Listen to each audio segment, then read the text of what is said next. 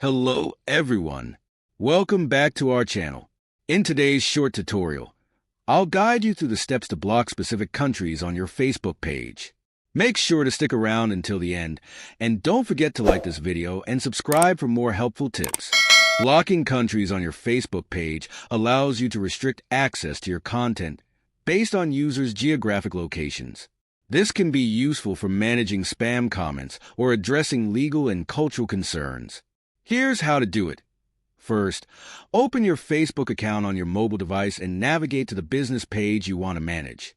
Once you're on the page's news feed, tap the three horizontal lines at the top right corner of your screen. If you're on an iPhone, you'll find it in the bottom right corner. Next, scroll down and select Settings and Privacy, then tap on Settings. Under the Page section, choose Page Settings. Scroll down and find Public Posts, then tap on it. In the Restrictions section, select Country Restrictions.